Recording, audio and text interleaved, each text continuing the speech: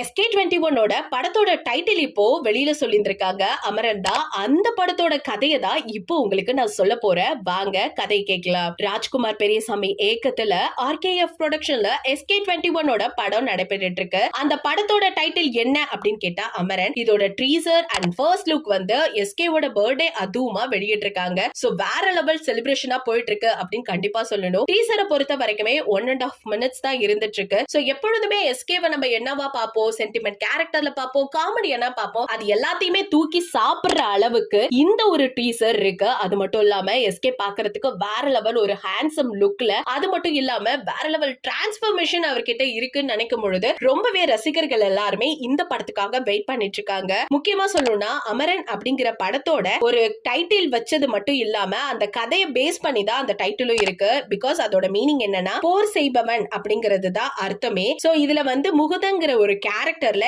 Indian army சோல்ஜரா அவர் இருக்காரு. அது மட்டும் இல்லாம டீசர்ல வந்து ஒரு சில விஷயங்கள் டயலாக்லாம் வந்திருக்கும். ஒரு மாஸ் ஆக்ஷன் அப்படிங்கிற மூவியா இது இருக்க போது கிட்டத்தட்ட 20,000 சோல்ஜர்ஸ்ல இப்ப நம்ம எங்க இருக்கோம்னா நம்மள நம்பிதான் சூஸ் பண்ணிருக்காங்க. we are soldiers அப்படின்னு சிவகார்த்திகேயன் சொல்ற அந்த டயலாக் கேட்கும் பொழுதே செம்மையா இருக்கு. அது சொல்லணும் அப்படின்னு கேட்டா நம்ம எல்லாத்துக்குமே வியப்பு கொண்டாக்கிடுச்சு அப்படின்னு தான் சொல்லி ஆகணும். கண்டிப்பா இந்த டயலாக், இந்த ஸ்கிரீன் பிளே, இது எல்லாமே நம்ம ஒரு தியேட்டர்ல பார்க்கும் பொழுது ரசிகர்களுக்கு மத்தியில பெரிய வரவேற்பு கொடுக்க போகுதுங்கிறத மட்டும் நான் உறுதியா சொல்லுவேன். இப்ப ரீசெண்டா அயலான் படம் வந்து நல்ல வசூல் ரீதியா நல்லா தான் எடுத்துச்சு அப்படிங்கிறது நமக்கு நல்லாவே தெரியும். இப்ப கொஞ்ச நாளாவே சிவகார்த்திகேயன் அவர்கள் எடுக்கிற படமா இருக்கலாம், சம்திங் அவங்க சூஸ் பண்ற கதையா இருக்கலாம், எல்லாமே சூப்பர் டூப்பரா இருக்கு, டிஃப்ரெண்ட் கண்டென்ட்டாவும் இருக்கு. சோ அதனாலேயே இன்னைக்கு மத்த ஹீரோ ஹீரோயின்ஸை விட இவங்க முன்னாடி வந்துருவாங்க அப்படிங்கறதும், இவங்க ரொம்ப ஸ்ட்ராங்கான ஒரு இடத்துல நிக்கிறாங்கிறதும் ரொம்ப தெளிவாவே தெரியுது. ஒரு சின்ன இடத்துல இருந்து இன்னைக்கு இவ்ளோ பெரிய இடத்துல